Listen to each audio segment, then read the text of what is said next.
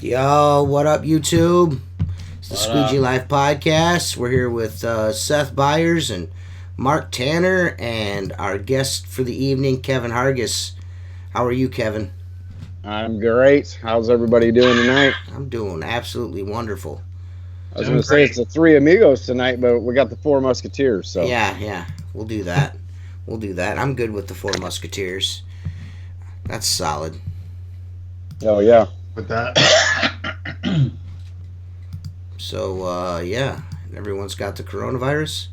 Yeah, I got it. No, I'm fine. I just have diarrhea, but it's probably from drinking. So. All right. And he keeps drinking. Look at him over there shitting himself. All right. Your fucking room probably like, stinks. it goes in, it comes out. You know? Can't even get toilet paper anymore, dude. What the hell are you doing?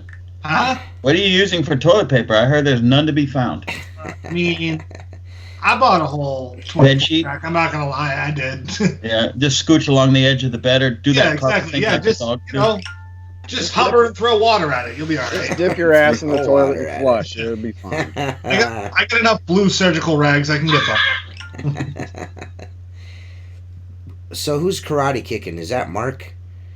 That's my phone. I'll turn it down. Why you always got karate kicks going on? Those are messages that show up. Show up because no one knows that you're doing a podcast, or? No, that was something Joe Knows just posted on Facebook, so that's my, so he's probably trying to dissuade a few listeners from watching our show. Oh, that's probably what he's trying to do. I'm going to come over here and I'm going to have my own podcast within a podcast. Give it to me hard. Hey! Well, I'm on tonight, so you'll probably have a record load. First, I want to tell you something. I'm not a professional. I'm not an expert. Okay? I'm not successful. Okay? And just because I say it doesn't mean it's correct. Okay? I could be, this is the way I would do it. You understand what I'm saying? Okay, Yeah. Now we can go on with the podcast. Okay, now we can go. Okay. Now that we got that all cleared up, Mark has got all his ducks in a row. Got some ducks. You got some ducks in the row there. That's good. I got no ducks. I got no row. I think they're all monkeys anyway.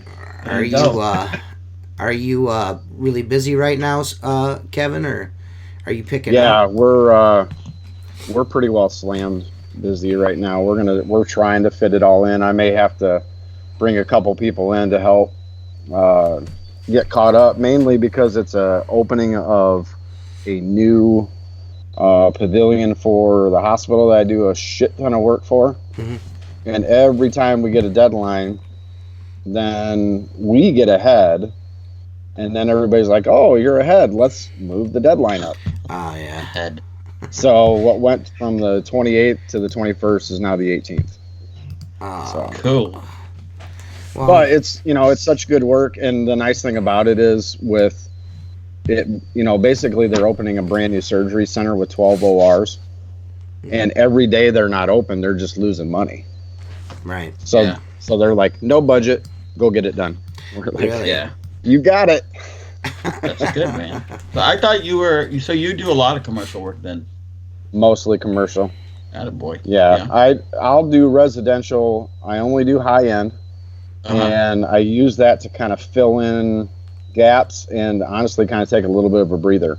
Yeah. Because for me, it's a little bit more relaxing to do residential, and especially the clients that I have, because I'm fortunate. I'm to that point where I don't have to take every house that comes along. I'm not messing with storm windows. Right. I'm not messing with the 1978 lake house that the same people have lived in for 64 years, and everything is painted shut and varnished shut, and so for me, then it's the residential kind of becomes a little bit of a relaxation, a little bit of a breather. I'm not quite on such deadlines, and I'm not working around a shit ton of people, and so. Well, we do use that to fill in. Well, yeah, I think that's more towards where I'm leaning.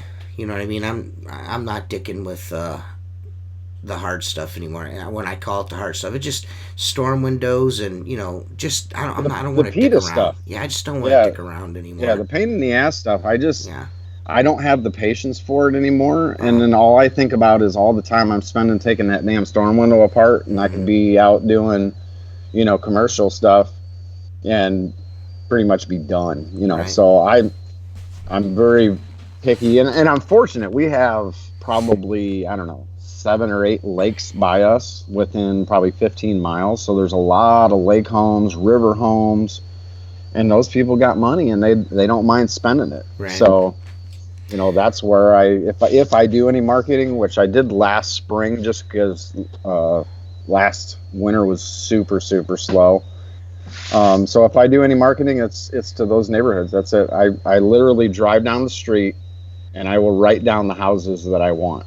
So it's not just every house on the lake, because again, you got these 2 giant houses, and then you got that little old people's home that's stuck in the middle of it. I don't even send them anything. Right. Yeah. I mean, I'll be honest with you. I've done the same kind of target marketing with storefront accounts. You know what I mean? The same deal. That's what I've done this year.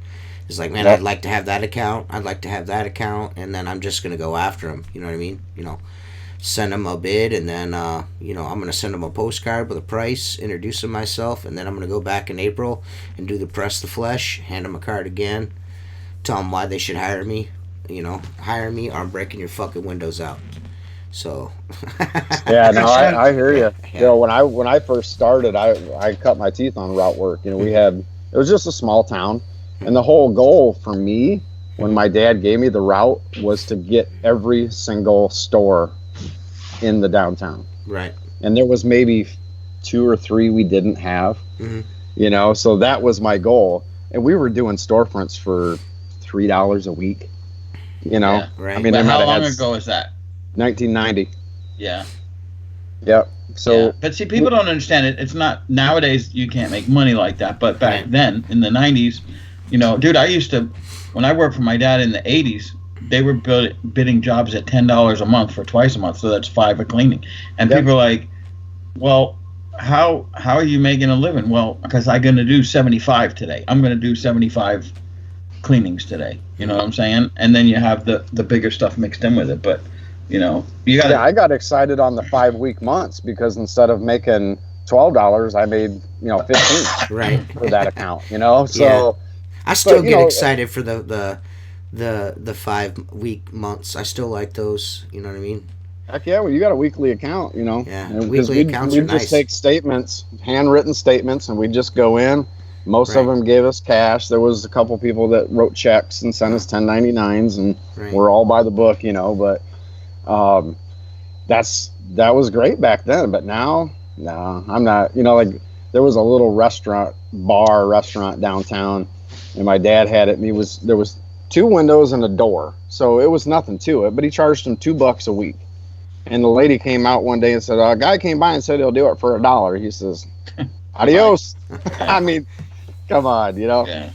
So, but yeah, I think it's a little bit harder to make money at it this day and age if you're not picky and choosy like you're talking about. Right. Well, go ahead. I think the most profitable jobs, well, for me anyway, would be nice big monthlies. Something that goes once a month, every month. That you go spend 4 or 5 hours. It's equal to a day's pay. A good day's pay. Yep. And you don't worry about it. I mean, when I don't like weekly accounts, and I have some restaurants that are weekly. They pretty much own you. You know what I'm saying? Well, it cuts your week up. For what we're doing now, again, back then, I had a day that was just blocked for storefront stuff, for route stuff. Uh-huh. And I didn't have anything really else going. Now, for me to do weekly stuff, I've got to probably pull off another job to go do that weekly route. And it's, for where we're at anyway, it just doesn't pay to do that. So I have a question for you, Kevin. How long have you're obviously a second generation commercial window cleaner, and how long in total has your family been in business, and then how long have you been in business? My dad started cleaning windows for a janitorial company at a high school. I believe it was 70 or 71. Wow.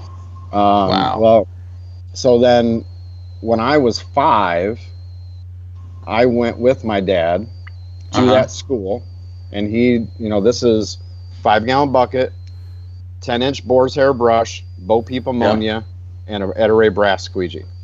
Yeah. And he taught me how to wet. So, he'd run up the side and across the top so it would start running down. And he taught me how to wet a window. And when the wooden poles too, the tapered poles that he'd take the sander. Yeah. And, and then you couldn't get the wooden brush off the wooden pole at the end of the day because everything all swelled up. So I have another question for you before you go too further. So in the 50 plus years that you have experience washing windows along with your dad, have you ever considered using water-fed pole on commercial storefronts? Yes. Because some people say that it works. Well, again, I don't do a lot of storefronts, but the ones that I have done in the last 5 years, I've water-fed poled because I have tank set up. So it does not pay if you have to pull your system out or at least hook it up to water to run it, then I don't think it would pay at all. But I had a short pole, had the tank, everything was already set up in the back. I wouldn't take the pole apart. I wouldn't take the hose off the brush. All I had to do was pull that pole out, flip the pump on, wash the storefront, and go. Yep. Down the road. So what you got if on? you had enough in a row. What are you wearing, Seth? What do you got on? Oh, nothing. This is just dope ass jacket I got. Oh man, that shit dope. Pop that collar up. Let me see that collar. No, the other side. The other side. It's the other side. The back side or the front side? No, right there. Now turn. There you go. Oh, see it underneath there? He's got his ham hock in the way. It says Squeegee Life in the front. Man, that's fucking slick, bro. That's pretty dope. That shit's slick, bro. It's comfortable as shit. Right. Well, we got 18 people watching, and we've only got 7 thumbs up, which is a bad thing. And if you're watching this and you haven't given us a thumbs up, do us a favor and give us a thumbs up. Like and subscribe if you haven't. Subscribe. If you haven't subscribed to the channel, then what the fuck are you waiting for? Because this is the best. And, hit that bell. Make sure you hit the bell. That way you know when we're live. So, who knows, dude? Who knows? You see Joe. He says that the unicorn page guy. Oh, yeah, it definitely is. That's me, definitely buddy. The guy. Rainbows and unicorns. Rainbows and unicorns. Yeah, that's what we do. We need to get that done one of these days, man. Yeah, we got to get on it. We need to definitely get that done one of these days. Get the Into the flow unicorn shirt. It needs to happen. Maybe we'll do a special edition. We'll wait until it's warm outside, and we'll do the Kevin Hargis no sleeve edition into the flow shirt. All of them will be no sleeves. If you ain't, we're not selling one into the flow shirt with sleeves on it. Deep cuts. The deep cuts. You gotta have no sleeves. You know what I mean? Go ahead. I do no sleeves, but I don't like the deep cut, man. I like having it tight. Right. I don't want this stuff going. I stopped giving a shit when this stuff went blunt. Like 5 years. If I'm comfortable, I'm good. Right. You're still cold up there, but all 3 of you are still in the bad weather, right? Yeah. I mean, it's not. It's better. You know what I mean? To us, it's spring. I mean, it was 50 today. It was 70 on Monday. Yeah. I don't know. Like, weather's been weird here. Real weird. Yeah, it was, I think, like almost 50 here today. So I'm in Southwest Michigan. So, and then tomorrow I think it's supposed to be near 60. Oh, it was 37 here today. It just keeps going. Yeah. But it's going in the right direction. That's all I care about. I mean, I just think Kevin's how far away from you, like hour-wise, how we separate each other, Kevin? About 3 hours. About 3 hours separation, and like it was up 50 today, and it was 37 here. So. Yep. Wow. Well, you're a little bit closer to the lake too. I'm like right on that bitch. Like I live I'm right next to it. 45. I'm just far enough from Lake Michigan that. So, like, I do a lot of work up in St. Joe, which is right on Lake Michigan. Mm-hmm. I can leave the house in the spring. It'll be 50 degrees at my house, and I'll get up there, and it's 42, 40 degrees because of the lake. But in the fall, it's the opposite. It'll be 35 here, and I'll get up there, and it's 45 because the water's still warm. So, take the good with the bad. Yeah.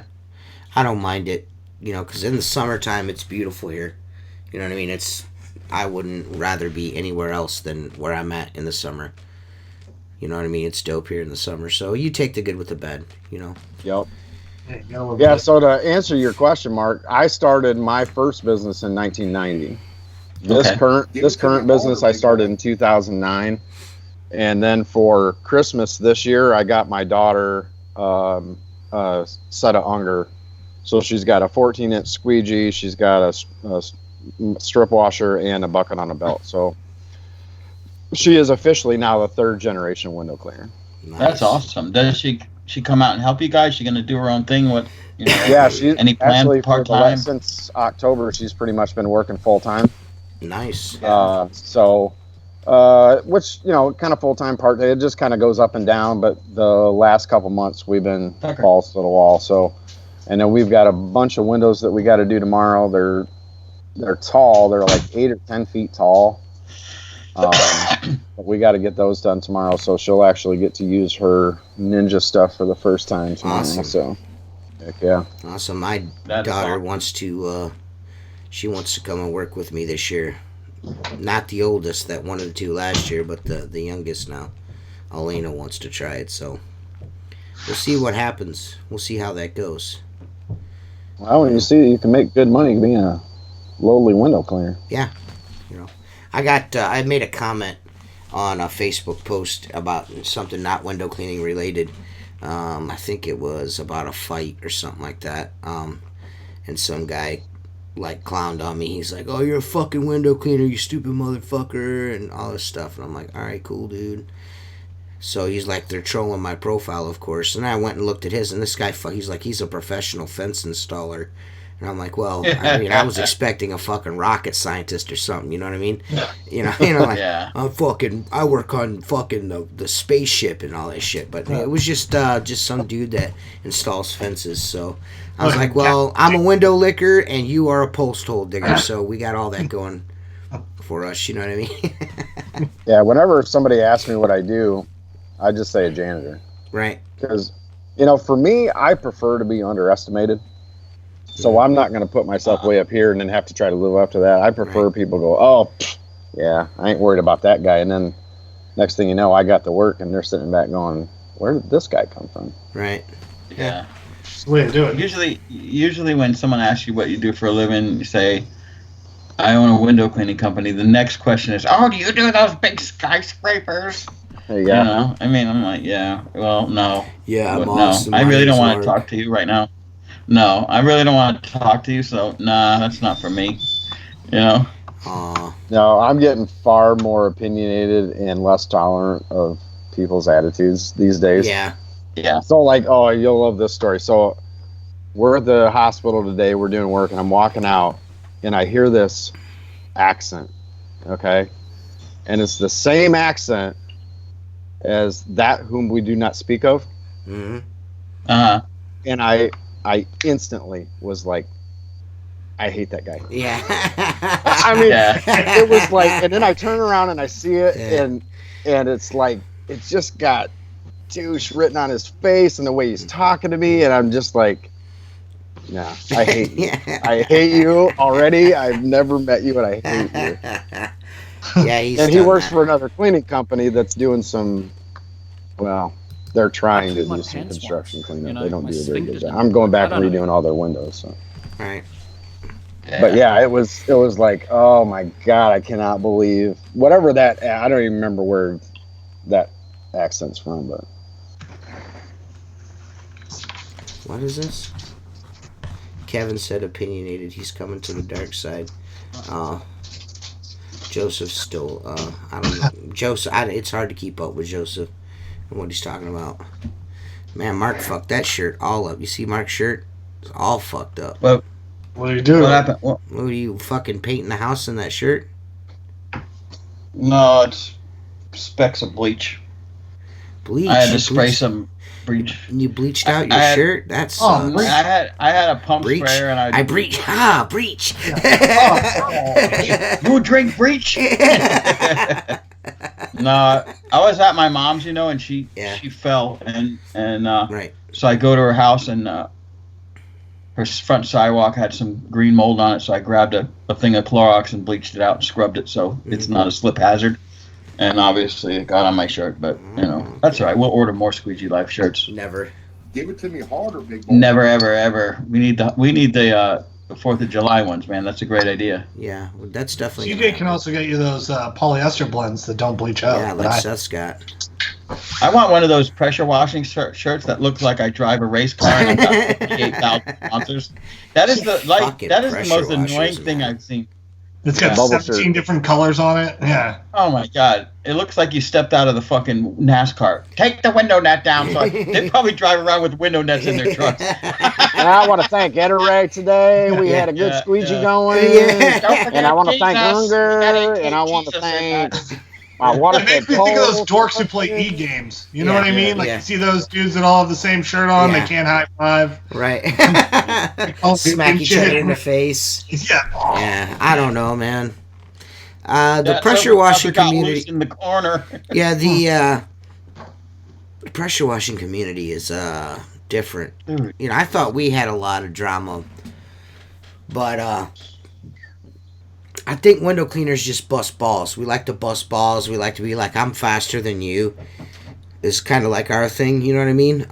Pressure washers just like there's the amount of square footage they clean. I don't even think it's that. I have a parking garage. I don't think that. I don't even think it's that. It's just they like to fucking like jerk each other off, and then bludgeon each other. Yeah, you know what I mean? It's like a back and forth. I don't understand it, to be honest with you. I don't get it.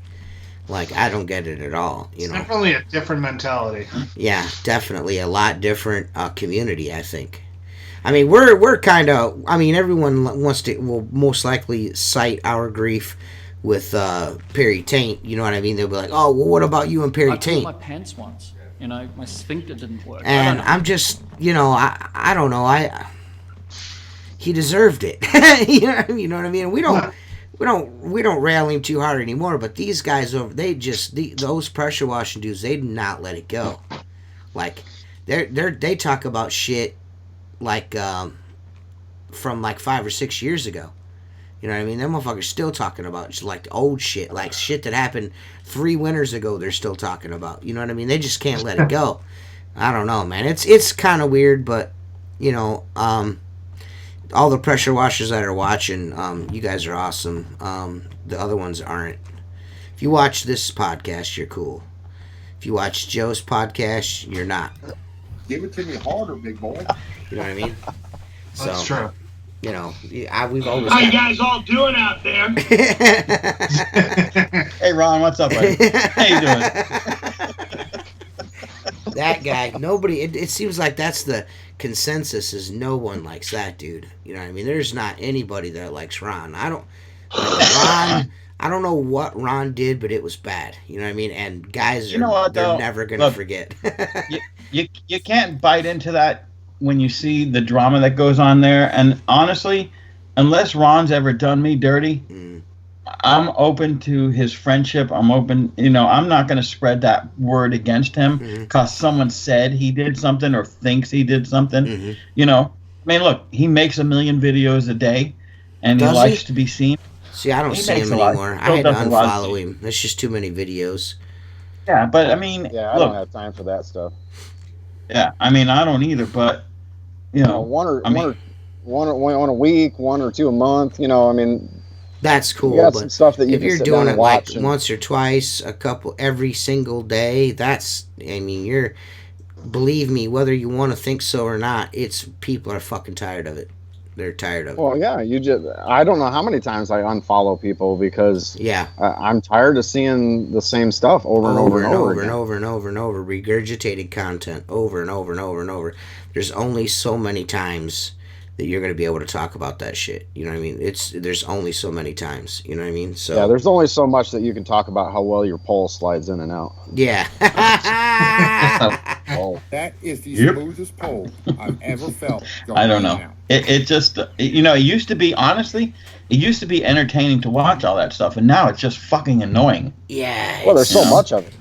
There's a lot of it. There's a lot of that going on. You know what I mean? I'm not going to say that, and I don't want to ruffle feathers again, you know what I mean? But there's just a lot of that. There's a lot of dudes.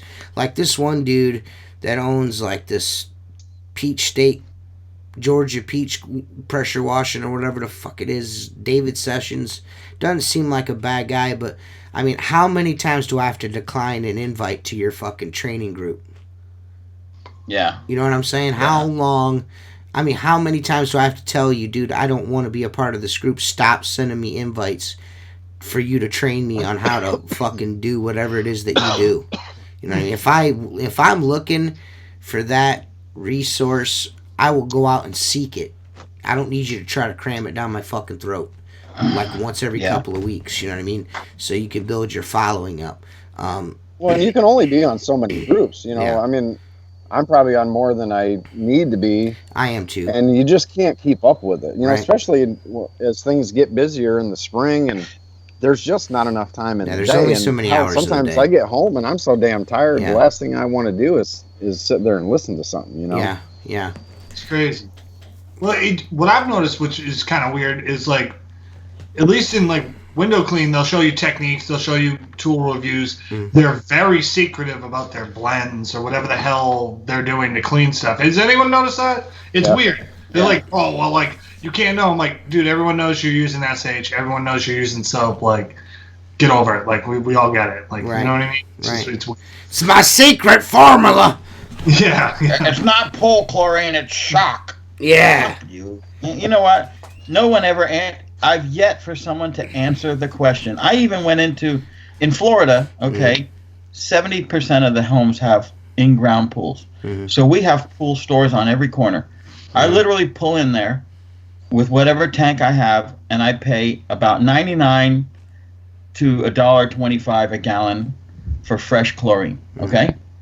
And it's no hazardous containment. Anybody can drive around with it. There's I know some states they won't let you haul it around or whatever. We don't have that issue here.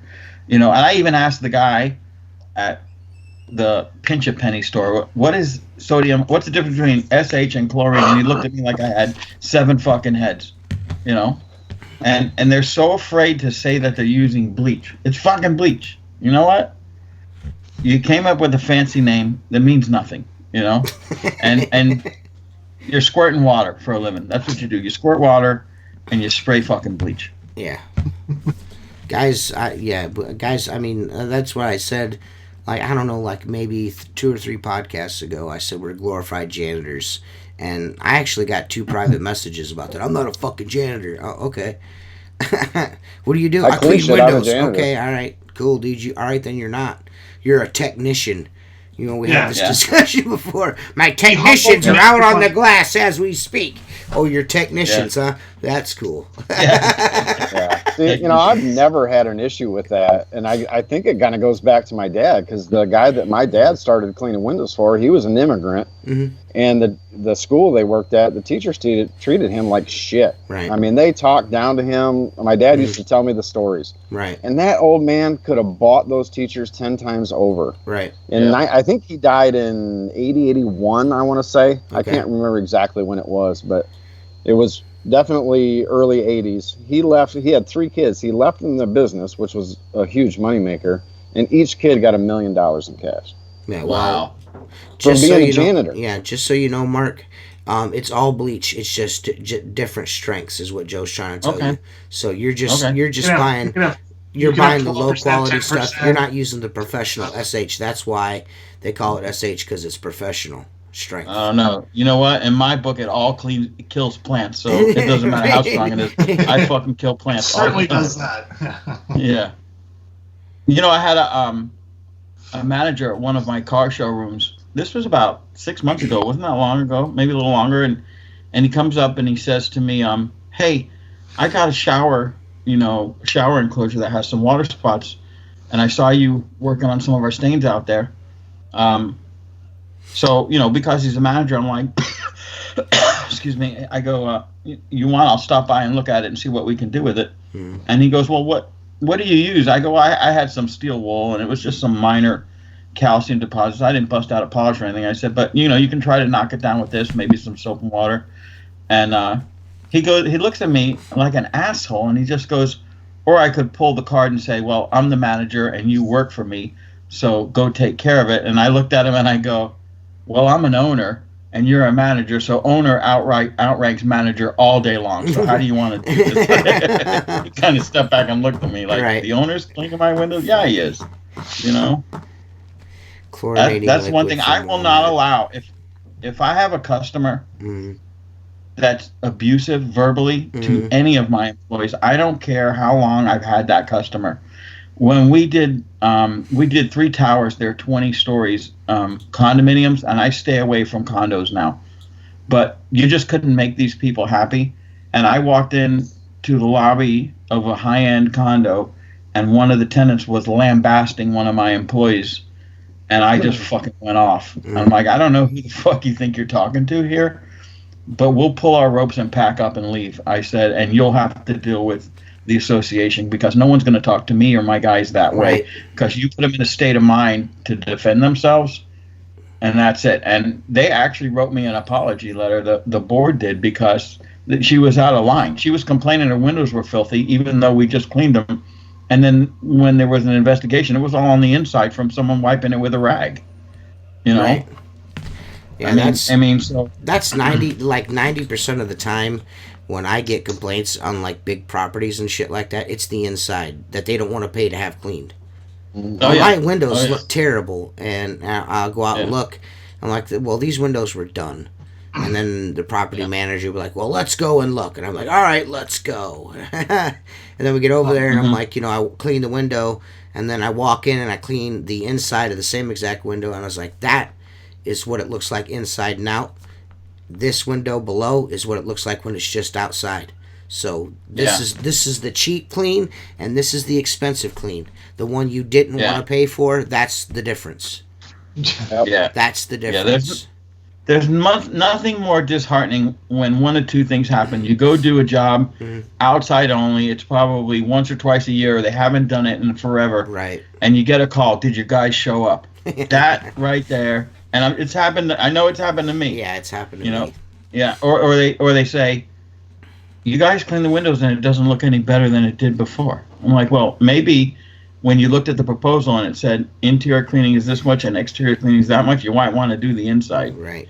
You doing it yourself is obviously not going to work. Well, I'll be honest with you. I've gotten to the point now where when I go and I give a bid, and I speak to them over the phone or through email, that's one of the first things that I tell them. After they accept the bid, I'm like, well, we're just going to go with the outside. I'm like, well, just so you know, the windows probably won't look their best unless you do the inside, but if you choose to just do the outside, we'll do the insides ourselves.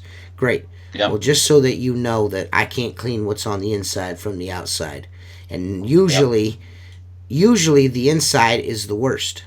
I mean, that's just from my experience. The insides of the windows are really what's making everything look so shitty. Unless it's got a piece, a big glob of bird shit or some spider webs or, something of that nature on them. You know what I mean? It's normally the inside. You know what I mean? Yeah. So, I don't know. Yeah.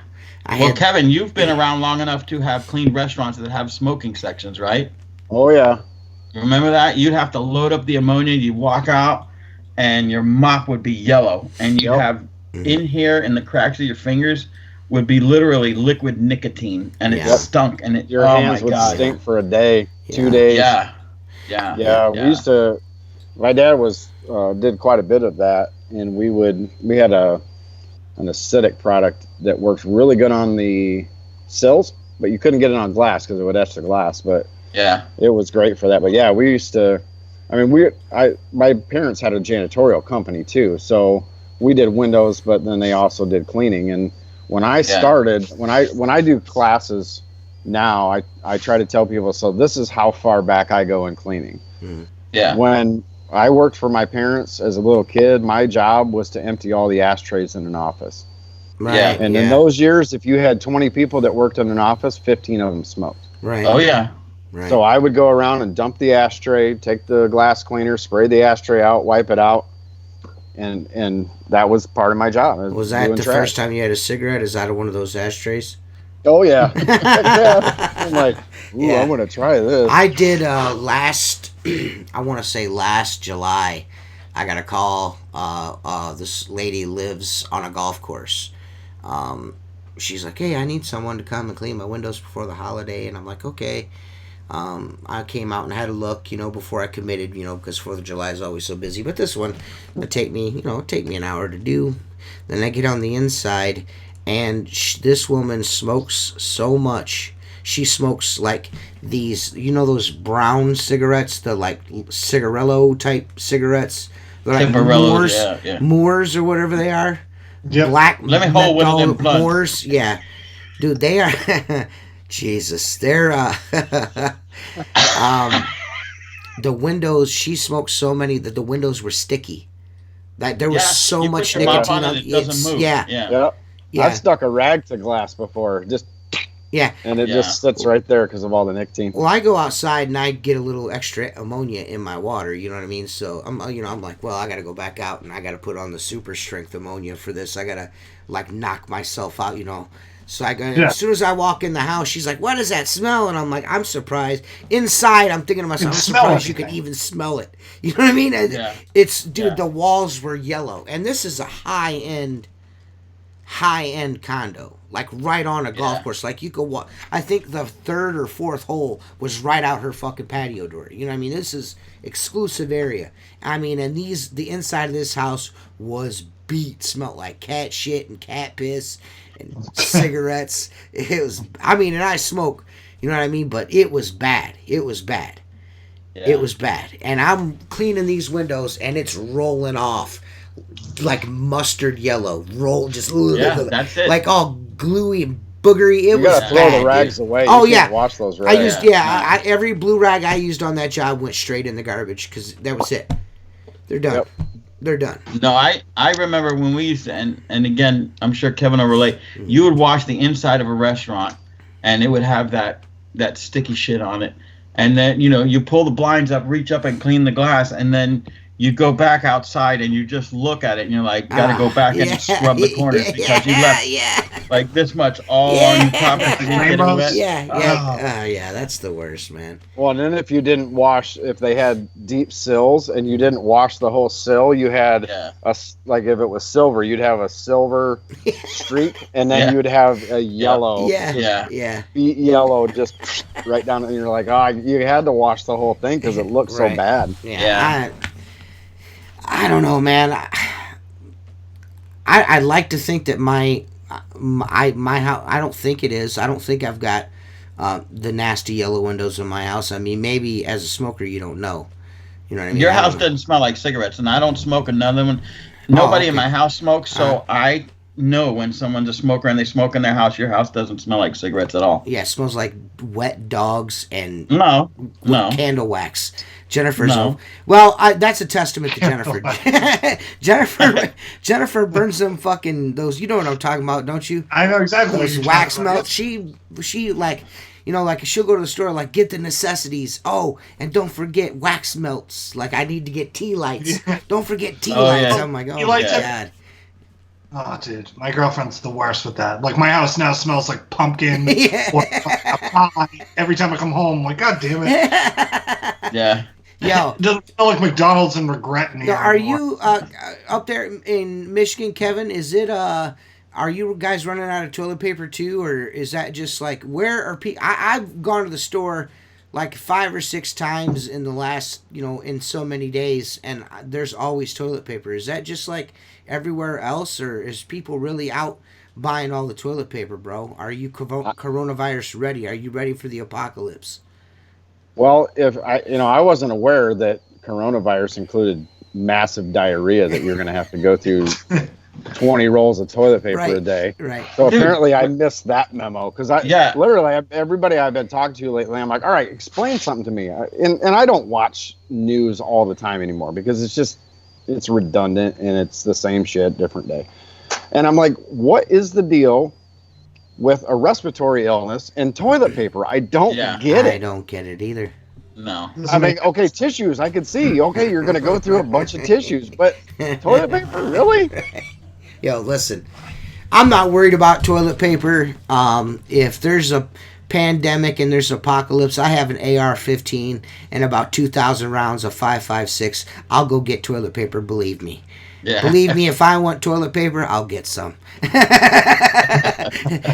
haven't been to the store yet. We got to go to Costco this weekend, and I haven't been there. But I don't see people running around with toilet paper, I don't stuff get it, under their man. arms. So It's gone here. It's gone. Really? Like I can't get toilet paper, hand soap, Purell. Listen, everyone's losing. where do you live? You live in Connecticut, right? Massachusetts. You live in Massachusetts. Nobody is going to fucking Massachusetts for like what? Fucking hockey? Nobody's fucking going up there for fucking shit. Even in The Walking Dead, they're going up. They're going to fucking like Massachusetts and Maine because nobody fucking likes it up there.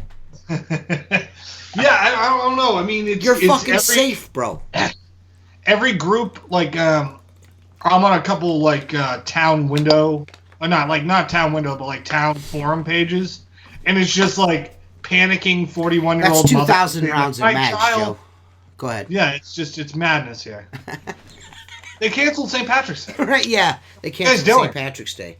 Yeah, they're talking about playing NBA games with no fans in the stands. Yeah, like Golden State's doing that, and someone else is too. Insane. A couple teams are doing it.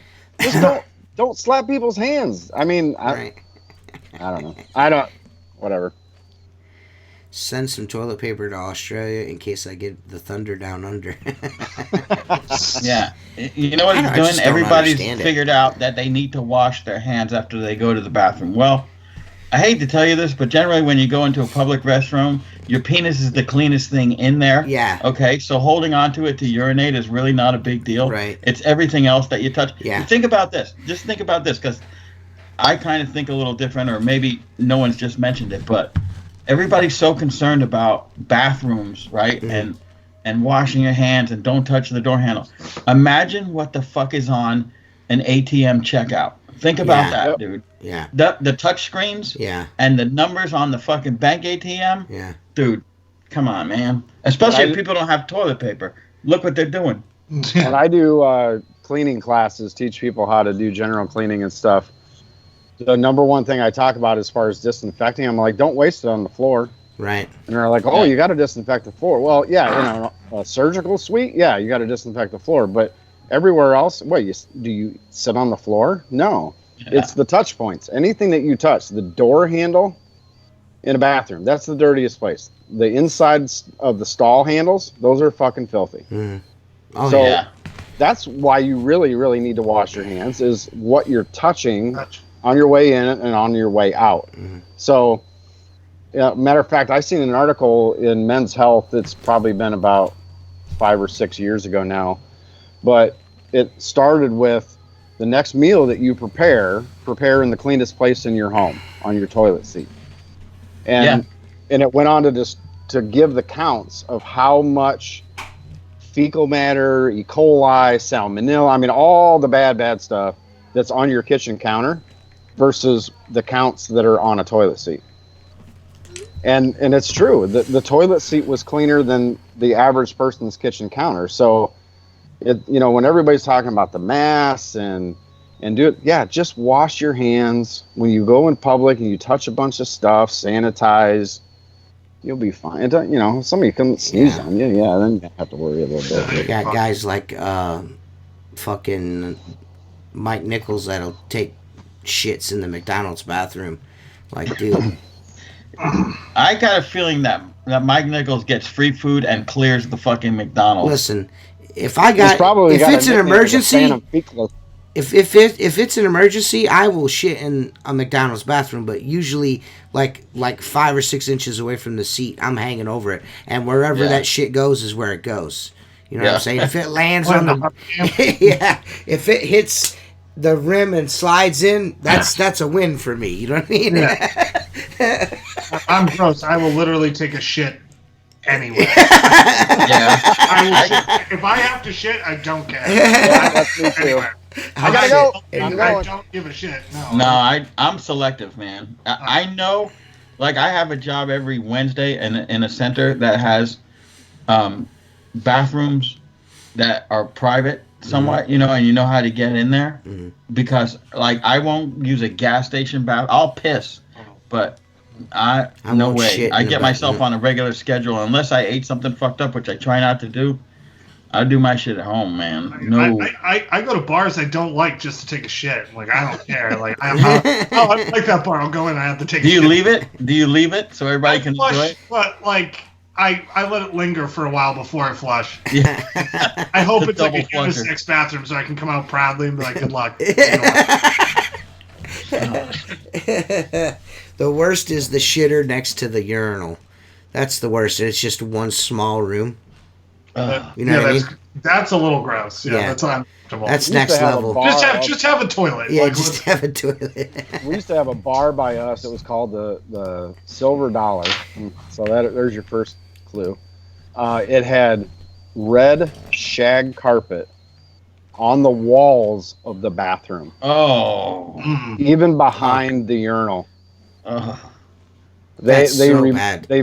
It sold and somebody remodeled it, and I can only imagine what they had to do to get that stuff. Oh my God, it must have just been the worst smell ever. Terrible place. Ever. Oh, you know, man, it was we bad. got a place called the Galway, and it is the biggest shithole in my town, and I take a dump in there once a week. I walk by, I get a beer. You know what? You're a fucking disgusting human being. That's what you are. That's so fucking nasty. That's so nasty. God damn. I love taking my shit in there. Dude, look. Listen, I don't know. Well, you don't have it. See, an asshole actually has its own mind and brain. Like, if I get home from work and I got to take a dump, I'm headed towards the bathroom. I'm taking everything I got to get in that bathroom because my asshole knows it's time to go. You know what I'm saying? It's got radar, man. It knows when you're close to that exactly. toilet. But you know what? It won't do that in a public place. My asshole must be a 70-year-old senile man. It is. Doesn't know where he's going. I'm going, damn it. I'm going. Just wandering around shitting.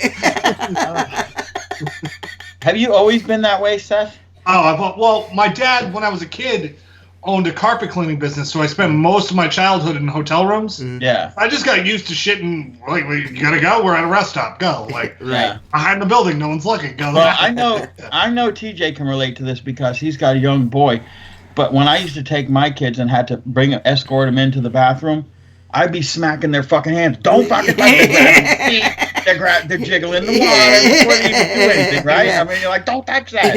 Yeah, I'm the same way, man. Yeah, I just can't do it, man. I just can't do it, bro.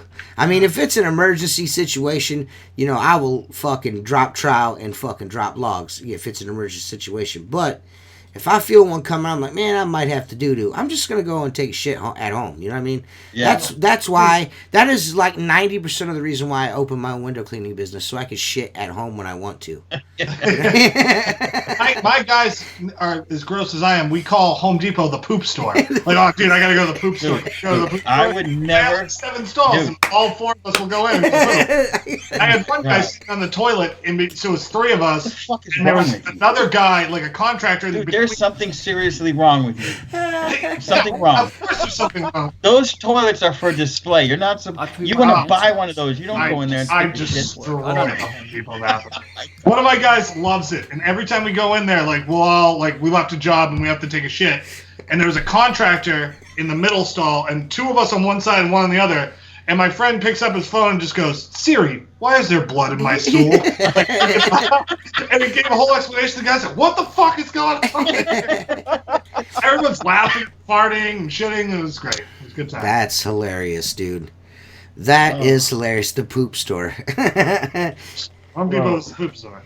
Poop store. Where are you going? The poop store. Mark is grossed out by me right now. Like I don't think he wants to talk to me. No, I'm more fascinated actually that you can do that. I had a guy working your for hand me. If you meet in person, he's never going to shake Yeah, your we're not even gonna do this. I'm giving you a big hug next time I see you. I had a the kid poop working store. for What's me. up, dog? Grab him by his face like, hey, let's go to the poop store. Yeah. I love you, Mark. You look so nice, man. I had a guy working for me that had the fastest metabolism. He'd eat a gas station hot dog, okay, and he would literally have about 10 minutes. He would shit the bun out and pieces of the hot dog. It was that fast. And I'm like, one day we're sitting at a red light, and how he's got his feet on the floorboard and he's kind of leaning back, like practically ripping the seat out of the truck. I'm like, dude, you okay over there? He's like, man, I got to shit real bad. I go, why don't you fucking tell me where you just got that hot dog? And he goes, I got to go. He opens the door and runs, almost gets fucking run over, runs through an intersection to one of the nastiest gas station bathrooms that's on the outside of it's not even on the inside of the gas station. It's one of those motherfuckers where they could just take a hose. I'm sitting out there waiting for him like, you might want to take a cab home because holy fuck, that is fucking disgusting. Yo, I don't even want you in my truck. One guy that I worked with, I'm not going to, well, screw it. The dude that I did the clear views rap with, he's one of them dudes. Like when he's got to shit like right now. He's like, dude, you got to find some. We need to stop somewhere. I'm like, well, he's like, I got to take a shit. I'm like, okay. And like I'm driving down the road and like I pass like an intersection, and if I would have turned, there'd been like a quarter mile. Down the road there'd have been a place for him to shit, and I went like a mile out of my way so he could go to like my mom's house where he could like use a nice bathroom, and he go fucking destroy your mom's house. listen, he fucking cussed me out, dude. He almost quit. He's like, when I gotta shit, that means I gotta shit right now. And he's like super mad at me, dude. I'm like, fuck, dude, I'm sorry. I thought, maybe you just need to go. I was going to take you to a nice place to use the bathroom. He's like, I'll shit anywhere. I'm like, well, I will not shit anywhere. I'm sorry. Yeah. You got to tell me the parameters. You got to tell me what I'm working with, dude. You know what I mean? Because I will not shit just anywhere. There's levels. You know what I mean? And apparently, you're top level. You got your top level. You're like upper echelon shitter. Like, you'll shit anywhere. You know what I mean? And I'm just not that guy. Sorry. I got one kid who works for me. We were doing this house, and the backyard was all woods, and nobody was home. And I'm cleaning the inside of the windows, and I see him like kind of panicking on the ladder. And I just watch him like run into the woods. And I'm like, what the fuck is he doing? So I'm cleaning windows. I come outside. I'm like, what is it? He's like, man, I had to shit really bad. He's like, it's so bad. And I'm like, where are your rags? He's like, they're in the woods. Gross. It's funny if he got like eaten by a bear. Dude, he's 33 years old. I'm like, what are you, a 7-year-old? I'm like, all right, like, whatever. You can take the truck if you have to go to the bathroom. Yo, listen. I had a brother-in-law that worked for, it was a mat rental place. It was natural dust control. So this is back in mid-90s. And one of the things they did was shop rags. So he was driving down the road, and apparently it hit him. So he's driving down the interstate. He pulls over on the side of the road, just makes a pile of a bunch of dirty rags, and just and he's sitting there long enough, a cop pulled up. Oh, no. And pulled up behind him. Yeah. And he had to explain what he was doing in the back of the truck on the side of the highway. My Well, buddy... these two is kind of hidden. What about your dad, TJ? He's an over-the-road driver. So. No, he'll shit anywhere, but usually in a truck stop. My buddy Jeremy shit in a 5-gallon bucket and then put it right back in the job trailer. Yeah, We were doing a construction clean at a water park, and he shit in a 5-gallon bucket and put it right, not our 5-gallon bucket, a 5-gallon bucket. He like dumped the tools out of this bucket out of the shop trailer, went in the van, took a shit in it, and then put the bucket back in their job trailer put a lid on it. Who does that? dude, Who does that? I had John calls me, and John's like, so who shit in the bucket? And I'm like, what are you talking about? He's like, who shit in the bucket? I'm like, dude, I don't know what you're talking about. He's like, Terry, stop fucking lying to me. One of you guys shit in a bucket. They just called me and said someone took a huge shit in a bucket, put a lid on it, and put it in the job trailer. I was like, I don't know who did that. You know what I mean? Because I'm not going to snitch out Jeremy. You know what I mean? Yeah. Snitches get stitches, bro. I don't know who shit in that bucket. Wasn't me. So I'm sitting in the truck in the passenger seat, and then Jeremy's phone rings. Jeremy picks up the phone. And John, I mean, why he didn't just say hand the phone to Jeremy, I'll never know. But John's like, calls his brother, and Jeremy's like, oh yeah, that was me. I shit in that bucket. Put it back in there. And John's like, what? I can hear, why the fuck did you do that? He's like, I just forgot it in there. He goes, but why would you put it back in there? He's like, well, I didn't want to put water in it, you know what I mean? And then like stick my mop in it and there'd be shitty water on my mop. Yeah. He was like, so I just put it in there, and he goes, I just forgot about it, which he didn't forget about it. He did that on purpose. He shit in that bucket and put a lid on it on purpose. He did that on purpose. He did that. I had a neighbor that I've told you stories about. My neighbor, he had the lawn service across the street, and we used to fuck with each other all the time. And he got pissed because I was working, like, I was driving like 70 miles on a project for like a week to 10 days. So I would be on my way home. I'd piss in the Gatorade bottle, and every day. And you know, obviously he was a lawn guy, so his yard was magnificent. And so every day I'd come home, I'd roll my passenger window down. And hurl the Gatorade bottle full of piss in his bushes, right? So then I would sit out there, and you know what it sounds like when a 60-inch commercial mower runs over a piss bottle? And then you see this yellow fucking mist everywhere. Oh, dude. So he goes, hey, man, can you fix my trailer gate? He had, you know, he goes, the spring needs to be tightened up. And I'm like, yeah, no problem, just put it in the backyard. I'll get to it, you know, sometime this weekend. Well, he shit in a bucket and put it right in the middle of the trailer, okay? And I put the gate down, and I'm like, dude, the spring is fine. And then this fucking, you know me, TJ, Yeah. I'm not good with smoke. Yeah. I practically hurled in the back of his trailer. I looked in the I can't fucking imagine. yellow, orange Home Depot bucket, and there's a fucking log in there, and I closed the trailer. I So can't I'm imagine ready. how that smelled, that Yeah. Florida heat. Oh, my God. Oh, yeah. It's all You open baked. it like baking. Yeah. It's baking it. Big right? old baked log. hot. Yeah. Yeah. Right. Yeah, so That's great. Good for you, Mark. yeah, so I call him Couldn't up. I'm happen like, to hey, a man. worser dude. You know what I mean? He goes, he's like, did you go in the trailer? I'm like, yeah, you're a fucking asshole. You know that? He goes, that's for fucking throwing piss bottles in my fucking bushes every day. You asshole." He goes, the next time you fucking do that, you're getting worse. I'm going to shit on your front porch.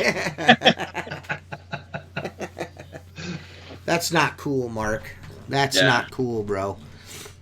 So, Kevin, you were at the IWCA, man, the convention at the IWCA. Did you have a great time, man? I see. It really looked like you did.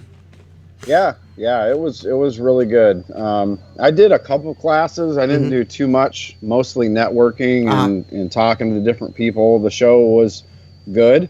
You know, it's smaller than the huge convention, but at the same time, you don't have like the entire center of the trade show being, you know, a couple trucks and, you know, Right. so it's more centered on window cleaning, and I thought the interaction with the vendors was a little bit better than at the huge. You know, and I'm not saying that it was bad Right. at the huge convention or anything by any means, but like Saturday morning when we went in, because the trade show was pretty much all day Friday, like 9 to 6 or whatever, and then Saturday 8 to 12, I think it was what it was, Mark. Yeah. And there wasn't a lot of people, so you could go up and have longer conversation. I think that's when we talked to the PH7 guys and really got some information on their systems. You bought a lot of stuff, though. Didn't you buy a bunch of stuff? I bought some Gardner brushes from Detroit Sponge, because the new Gardner brushes came out that have the jets that come loose, so you can change the jets out on the brushes. So they had the same brush, just without that new jet system, and they were half off. So I'm like, Right.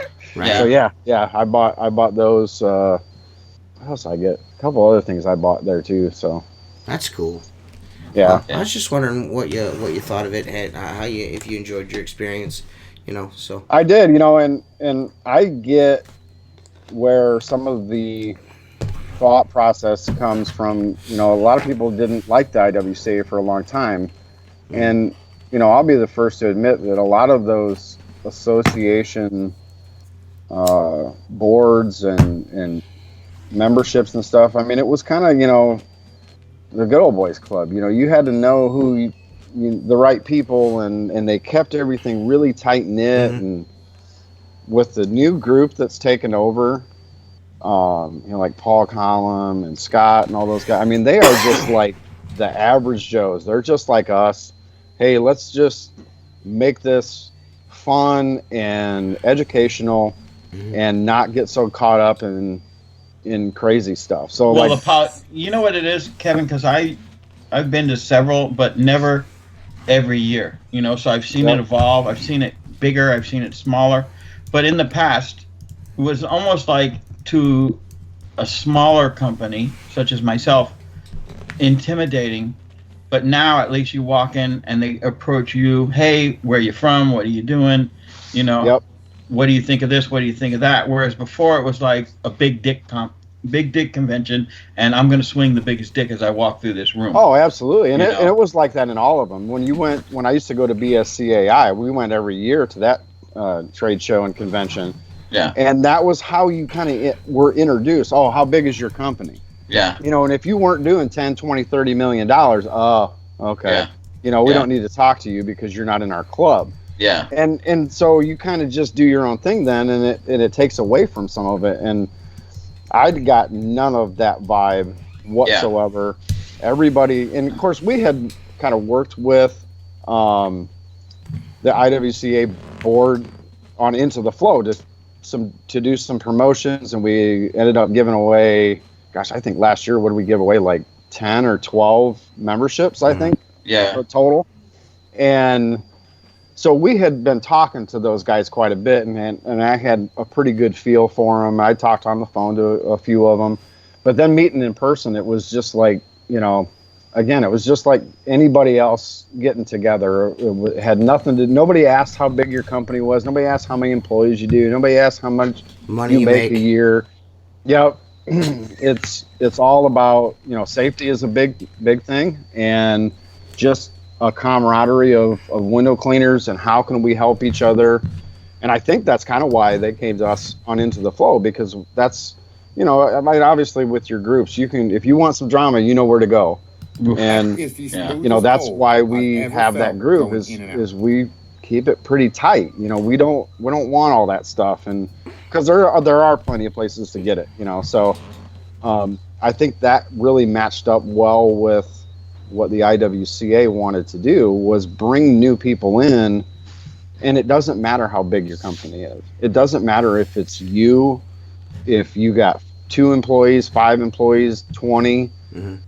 There were people sitting together at the banquet on the last day, and there's guys that have probably, I didn't ask what they did, but they probably have 30, 40 employees, probably doing several million a year. And there's a mom and pop company sitting next to them, Yeah. So it had a really great feel and a great vibe to it, that we're all in this together. Let's just see how we can make things work for everybody and make it better, make it safer, and keep it fun. I think that was the big thing. Is I had no intentions on doing the speed contest, and I did it, and it was fun. I mean, it was just fun hanging out, and doing it. So I enjoyed it, and I'll definitely be there next year. Submitting my information to do a class next year there, so I'm hoping that works out. That's cool. Are you going to the Huge? Yeah, I plan on it. If I go, it's probably going to have to be Wednesday and Thursday instead of the whole convention, because we ended up getting tickets to see Incubus second row in Chicago, so that's on Friday, and I'm like, oh, it's like probably my top band.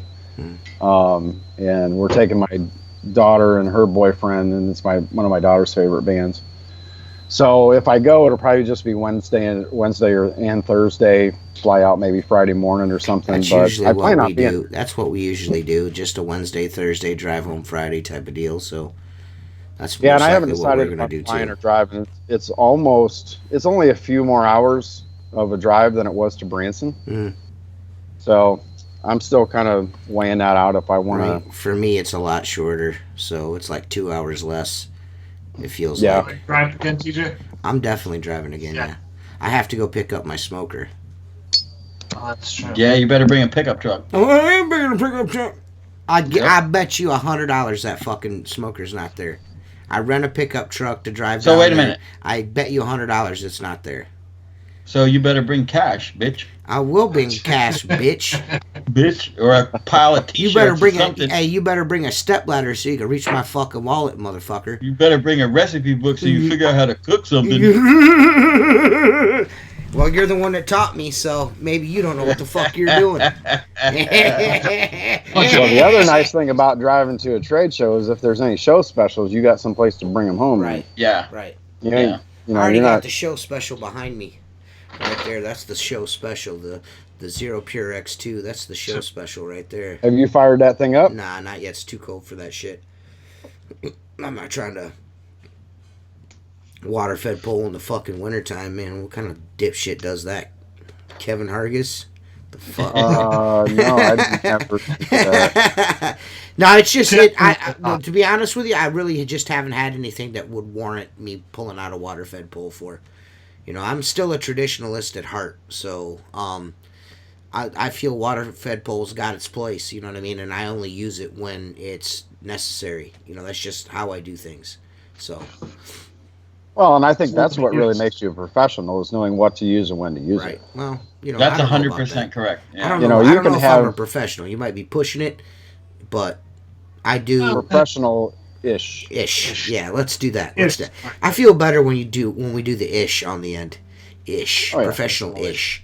Just leaves a little wiggle room. Yeah, a in little case wiggle something goes room wrong. for dick and fart jokes. You know what I mean? It leaves a little wiggle room for that. Yeah. So, you know, we've talked about the apocalypse. We've talked about, hold on a second, Joe and his. That is the smoothest pole I've ever felt going in and out. We talked about Joe's pole and how smooth it goes in and out.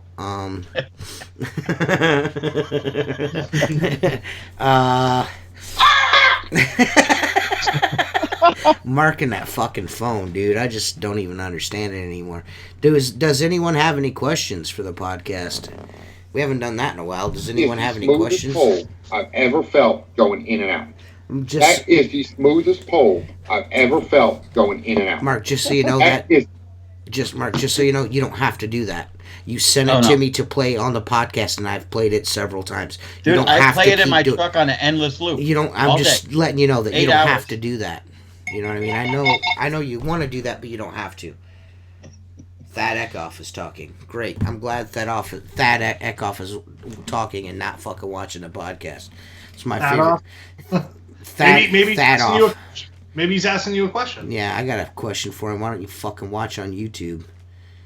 Hey, I know this isn't the Joe Knows podcast or anything, but we are doing a show right now, Thad. So if you could like not interrupt it, that'd be great.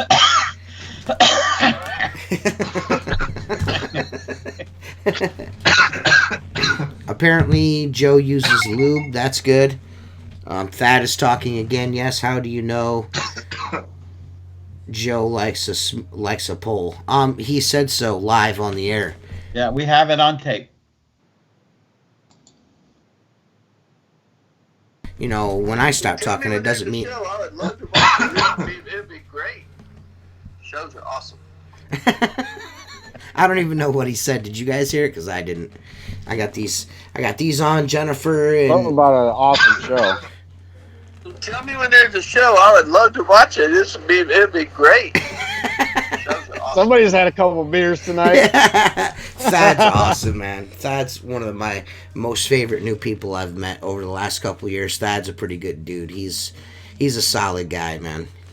Yeah, he's straight up. Yeah, you got to appreciate a guy like that. Seth froze. That's the best one. Seth freezes. I like it when Seth freezes while he's picking his nose. Because have you noticed? No, he's not picking. He is. Have you noticed? Practically. Yeah. He's got something in his hand. Yeah. Have you ever noticed? have you ever noticed Seth is always I have picking a his nervous nose? tick. Yeah, picking your nose. What's the rest of the tick? You eating it? Yeah, sometimes I'm hungry, dude. Oops, I'm sorry. I didn't realize you're having a show right now. Well, your picture's gone, Seth, just so you know, dude. Just so you know. Oh, it's on. That's probably because he's probably eating the booger right now. It's like, well, let me turn my camera It's time to go to the cafeteria. Every night at like 9 o'clock. Every night at 9 o'clock, you eat a booger. Is that what you said? I eat a couple times a day. They're salty. My favorite's when someone catches you picking your nose and then you just look at them and like eat it. Listen, I eat. Power. Hey, listen, I'll eat a booger. I'll eat a booger for a beer, whatever, bro. Yeah. Whatever, bro. This like, is why I'll never get coronavirus. Yeah, dude. Yeah, dude. What are you gonna do with it? All right, let's hypothetical scenario here, dude. You're on a ladder. You got 4 rags on you. 3 of them are sopping wet. You only got 1 that's any good. You got a booger in your nose that's just hanging there. Do you pick it and wipe it on one of the rags, or you just eat it? Not rocket. You just eat it. I eat it. Yeah, I eat it. Haitian tissue. Seth, I'm virtual doing, high five, Seth. You Nope. eat it. You just eat it, bro. You eat it. Yeah. Yes. Yeah, it's your booger. Yeah. You got to eat the booger, bro. Now we're learning. I'm not gonna eat it. We're learning that Seth will shit anywhere, And I'll eat and he boogers has if I no have to. issues if he's a little hungry eating a booger. You're not eating Seth's fucking booger. You're eating your own you booger, can't eat dude. mine. I can eat mine. He can eat his. Yeah, you can't It's eat like your other dad says, you boogers. can pick your nose and you can pick your friends, Yeah. but you can't pick your friend's nose. Yeah, bro. Come on, dude.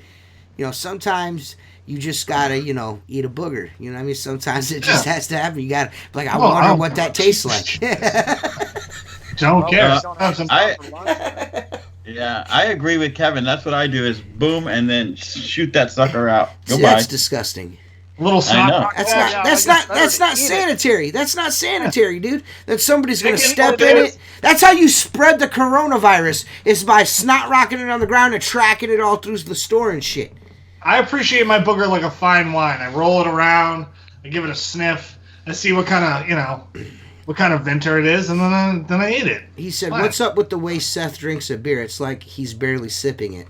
Listen, Joe, I'm not trying to be a dick, Joe, but the one thing you're not gonna do is pick on the way Seth drinks beer, because Seth can put like a 12-pack down in 2 hours, and he's done it on this podcast before. He's a drinker, He's bro. pacing himself. You know what I mean? Yeah. Jesus, why don't you go make some rabbit stew and pick your nose and eat it, Joe? Fucking.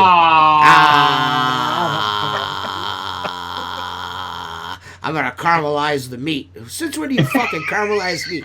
You don't. No, the ham. Yeah. Who caramelizes fucking ham? Yeah. You glaze ham. You don't fucking caramelize it. You know what that is, Joe? That's fucking burnt. You fucking hillbilly. You're telling people that I'm caramelizing the ham. No, just tell them you're fucking burning it, because that's what you're doing is burning it. You caramelize onions, motherfucker. You glaze ham. You fuck. I want to be a successful crockpot cooker. Here's a tip: don't burn the fucking ham. Why has my ham got crust on it? Don't get it. And you know what we're having tonight? We're having breaded ham.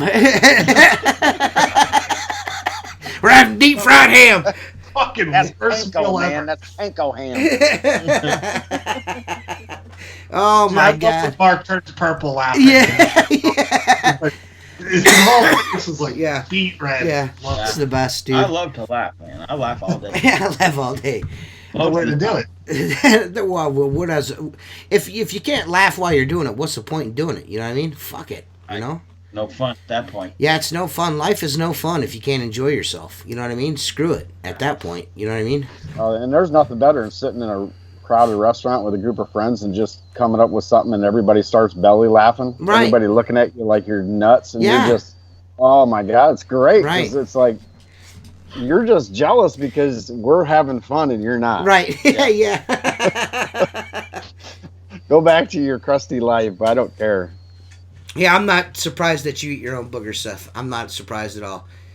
A booger, a booger eater can tell his own. You know what I mean? Yeah. I have won a lot of lunch money in my days. Listen, in elementary school, eating disgusting shit for $1. Listen, I've gotten a lot of free drinks by eating boogers. You know what I mean?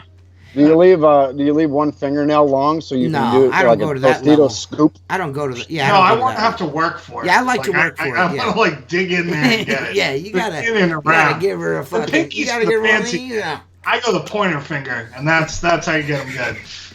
Get in there and swirl them around. Mark's about to puke.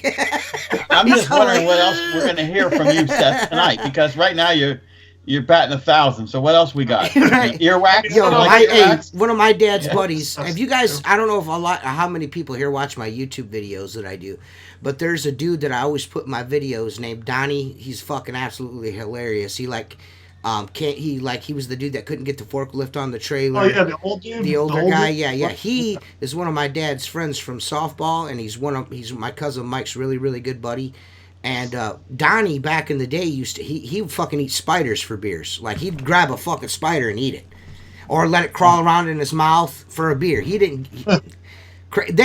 When he was back in the day when he was in the National Guard, they only bought one case of beer because all they had to do was buy one case. And once they finished that one case of beer, Donnie would go to the other tents and beat people's asses for their cases of beer. He's one of those dudes, you know what I mean? Like they never had. He used to beat up Mike's dad's buddies for fucking their beer. It's fucking hilarious, man.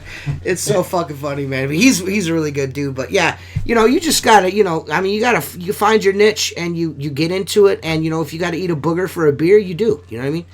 I embrace it. You gotta embrace it, man. You gotta embrace it. Embrace the booger. But now that I know it makes Mark this uncomfortable. Oh yeah, now it's. I didn't know it was that bad. I didn't know. I'd be like, hey Mark, guess what? I'm gonna go take a shit right now. Yeah.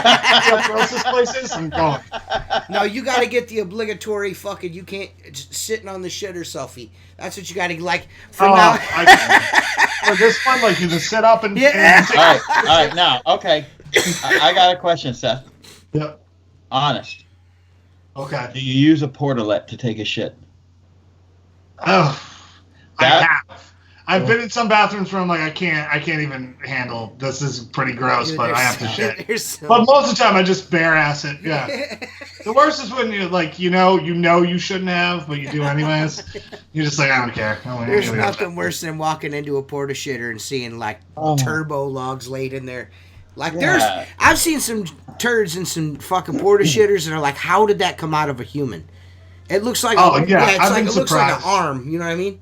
Yeah. Like did a camel fucking loaf of bread. Like somebody dropped a loaf of like Italian. Every portalette that I use, you go in there and you open it. It's like, how many people in the world can have that much diarrhea? Seriously? No. Well, yeah. Like everybody that uses this porta-john has diarrhea. Yeah. Well, they all ate off the same fucking lunch truck. I almost fucking puked right there just thinking about that. Yeah, that was bad. Summertime porta potties are the worst. But if you gotta go, man. Yeah. That's definitely. Or a concert bathroom. There's nothing worse than a concert bathroom. Or I enjoy seeing people coming in after I've left. I'm like, or like I'll hang around for. Or like if you go to like a professional sports game like football or baseball and the piss trough, there's nothing worse than that. Like guys shoulder to shoulder touching each other pissing. I just can't do it. I can't do it, man. That was rough back in the day. And Fenway Park used to be like that. I remember being 7, like crying, going to the bathroom. My head is like getting splashed. Yeah. All the piss is splashing back. Dude. I'm with you. My head's getting splashed.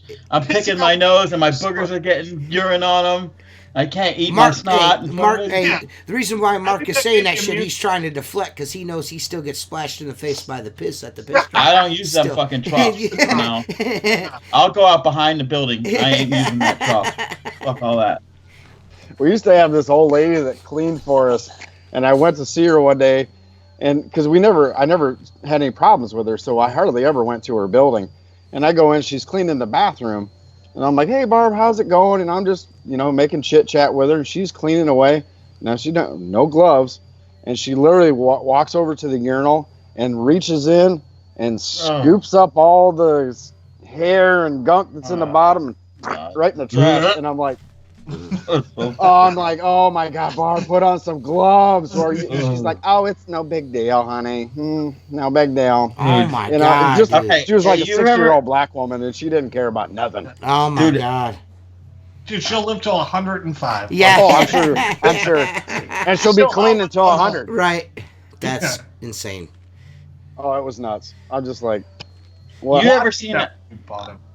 We have a building. I still have the job in downtown Palm Beach, and I was coming up in the elevator, and the cleaning company had, they got them wagons with all that shit, and I'm like, what's going on? This guy had this look on his face. He goes, somebody made a mess in the men's bathroom, like on the 17th floor.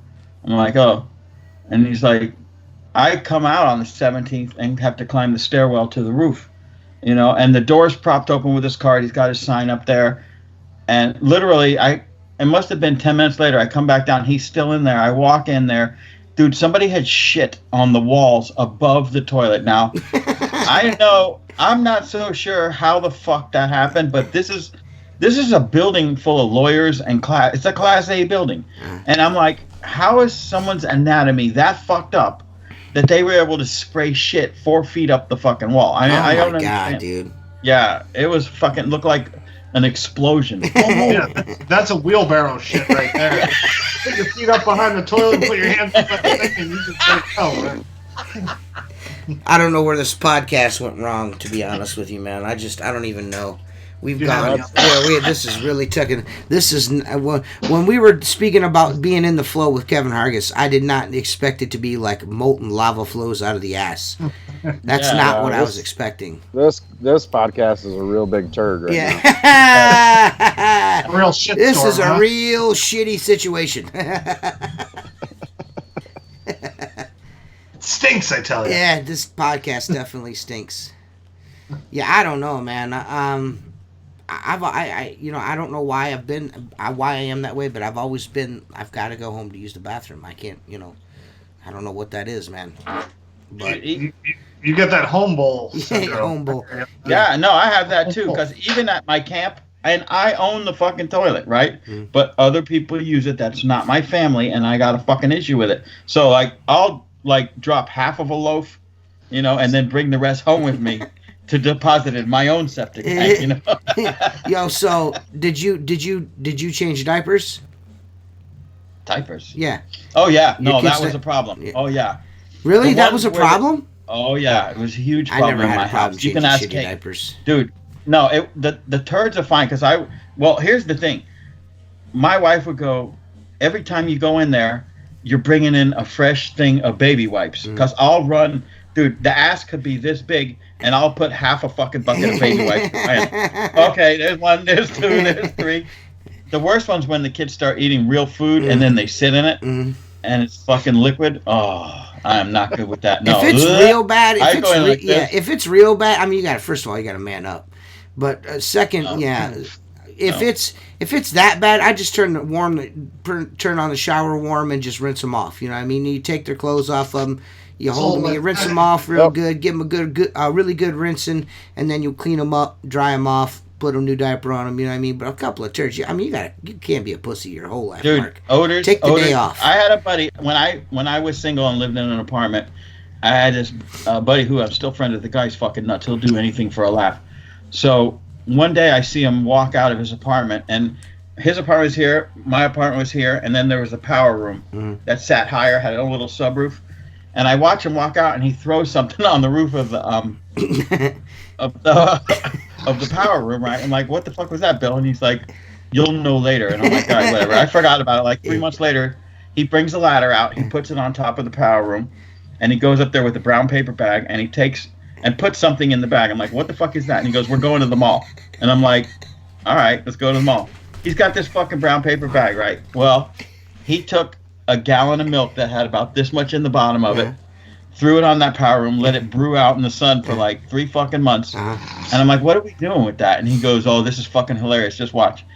We go in the mall, and he dumps it in the fucking planter, where all the fucking, where you can sit. And he's like, now just watch. I fucking threw up. I threw up. I was like, people were walking by. I can't do curdled milk. Something about curdled milk. like I don't know what it is. I don't know what it is about milk, like milk left in a container and like left in the back of the truck and I don't know what it is about. This milk wasn't milk anymore. It was like this yellow liquid. Yeah. With this big it white separates. Thing Yeah, it separates. That's the worst, the dude. only way it came out of the jug because the jug was crumbling. If you don't shut up, I'm gonna pick my nose and fucking wipe it on you the next time I see you. Well, what happens when people come up and start smelling it? Oh, dude. He dumps it in the plants. No, he dumps it in the plants, and then we go sit, across from the planter and just watch people's reaction. That's the funniest fucking thing is watch people look around like, oh, I fucking gagged and threw up, man. It was so bad. I'm 100% timing out when Mark has to go to the bathroom and taking a huge shit before he has to. Oh, you have to. I'm going to wait outside to see how he reacts. Oh, dude. So Seth, are you and your girlfriend gonna drive with us to the huge convention and then fly back? Is that what you're gonna do? Unfortunately, my girlfriend can't come, but my brother's coming. Oh, okay. So, Why can't she go? So she had made concert plans in Montreal that weekend. Oh, okay. We're trying to line up, so she's already going. So yeah, you can't. Yeah. So I didn't want her to waste all the money she already spent on it. Yeah, what concert is she going to? There's some type of fest they run up there. I think it's like an EDM type shit. I don't know. Music I don't fucking listen to. She fucked up. Yeah. She's gonna go dance with a bunch of smelly Frenchmen.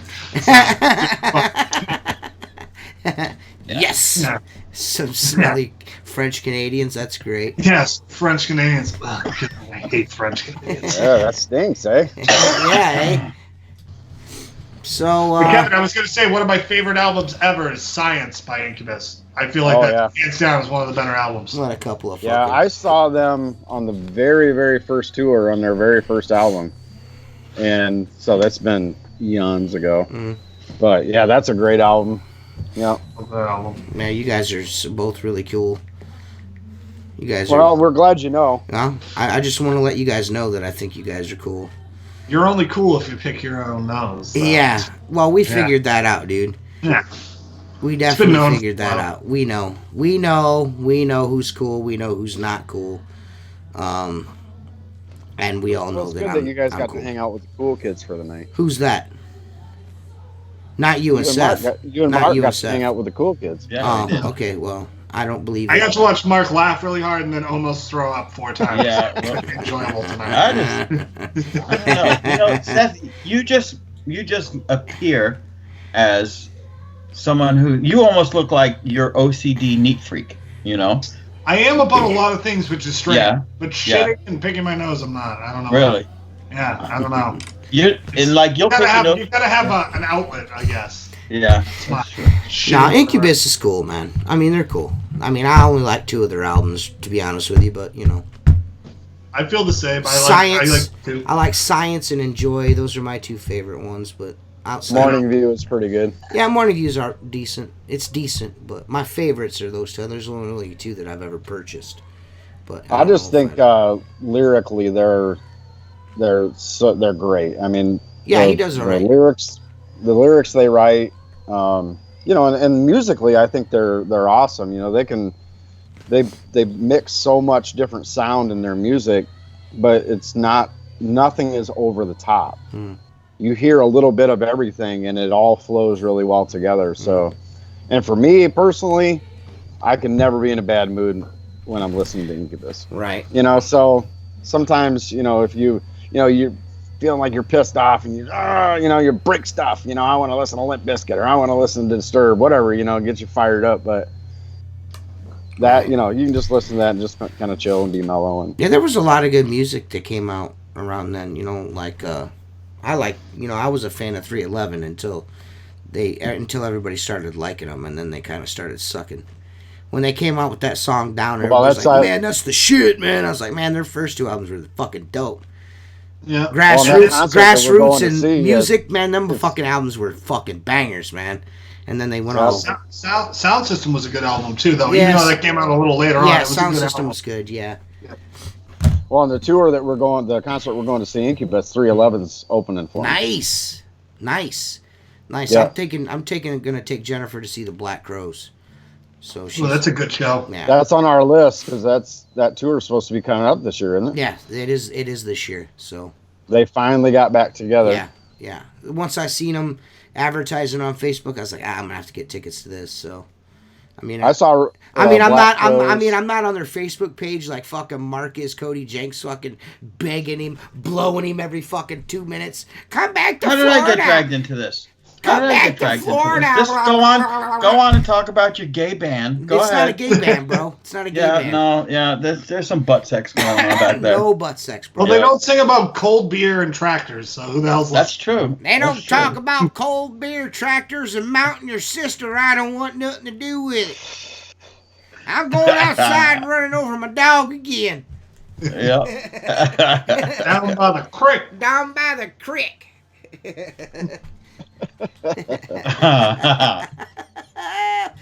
So we got about 30 minutes left, Kevin. Is there anything else you want to talk about? Rockstar energy drinks are bad for you. Yeah, that's my crack now. I can't. I had to quit them. I had to hang up the fucking the energy drinks. I am no longer an energy drinker. You drink those all day? Do you drink those all day, Kevin? No, not necessarily. No, on long days, I can. I told the guys I had an employee that was drinking the Rockstar ones. I don't know what you're drinking, but they were in a yellow can.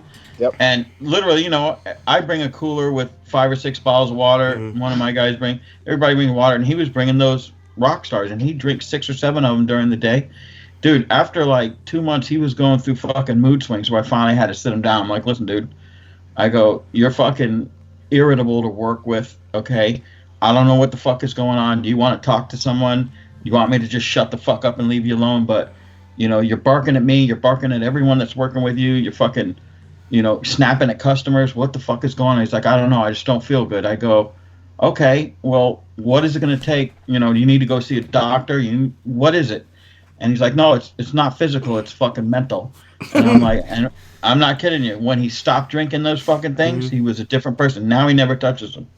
He don't fucking touch them. I've never really been seriously affected by energy drinks. Some people, they get the jitters, or they, it just messes with them.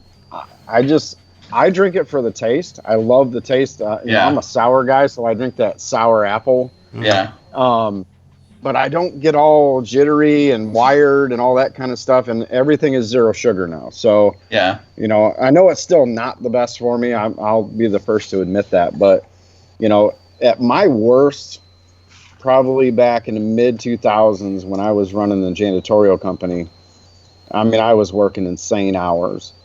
And there were days I was drinking 6 full sugar Red Bulls a day, the 16 ounce or the 20 ounce. That was the most I've ever drank is 3 16-ounce monsters. I'm a like regular black can monster guy. The way that tastes is just awesome. But it got to a point where I could drink a monster and then go lay down and go to sleep. You know what I mean? Really? Yeah, they do. Absolutely. They got to the point where they did nothing to me. You know what I mean? Besides wreck my kidneys. My wife is like that. She drinks coffee and she'll sit, we'll have dinner and she'll sit and drink a cup of coffee, and then a half hour later we're going to bed. Right. And I'm like, now if I drank coffee that way, I'd be up all night. Wow. But, with the energy drink or something, it doesn't affect me quite like that. And I definitely don't have the ups and downs that I did when I was drinking all the full sugar stuff. That was really bad. Then I would spike and then I'd crash. Yeah, that's what happened with the guy. I remember one year I went with a couple of buddies, went to Sebring to watch a race, and we're walking around. It's friggin' hot out, and the Monster Energy girls were walking around with coolers, just handing them out. I had never had one. I knew what they were. And the first sip, I was like, that's fucking nasty. But then I realized I'd take another drink. And by the third drink, I was like, man, this is pretty good. So I slam the can, I grab another one, and I don't drink. The most caffeine I get is occasionally I'll have iced tea, but I don't drink coffee, and Mark is the biggest pussy ever. I don't drink beer. You look at him. He's like, I have an iced tea before. I don't drink beer. The hardest thing I've ever drank is an iced tea. I like it when I breathe dust so I can pull out a nice dry booger that I don't have to roll up and snack on it. I save them on wax paper. We make our own fruit roll-ups, me and my brother. I make candle wax out of it. Keep it up, Seth. I ain't fucking brought out the big gun yet. But no, I just fucking was bouncing off the walls after, a couple monster drinks, and I'm like, and my heart was fucking racing, and I'm like, if you don't drink them much, I'm sure that I just don't understand. This can has like 300 milligrams of caffeine.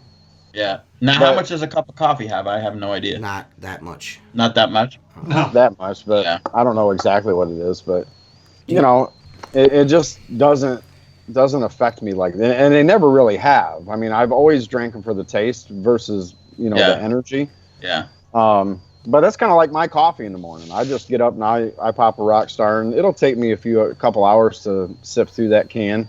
Yeah. And then depending on how long the day is and what we're doing, I can have 2 or 3 for sure. So let me ask you. You have a crew of guys that your wife, she's involved in the. Celeste is involved, right? Celeste does all the books. Okay. So she's an accountant by trade. So she's a controller at her day job. Uh-huh. So she handles all the books. We have a CPA that does all the taxes. Uh-huh. And then this year, my daughter came on full time. So right now, for the most part, it's her and I. Uh-huh. We had a job on Saturday. Her boyfriend actually came out and helped us. Uh-huh. So there's times that we'll bring on some extra part-time. Celeste comes out on weekends sometimes. Yeah. Matter of fact, Sunday we had to finish up. Well, not quite finish up that banner hanging job that we've been doing. Uh-huh. And we've been working so much. I told my daughter, so you need to go ahead and take a day off. And so Celeste came up with me because I can do it on my own, but it's a little just kind of a pain in the ass. Plus, I really am supposed to have a spotter when I'm up on the lift. Right. And so she comes. It makes her nervous when I'm up on the lift, so she hates going to do that. But, I always take a guy with me when I'm in a lift because I was stuck in a lift before. You know what I mean? The control stopped fucking working, and I couldn't get down.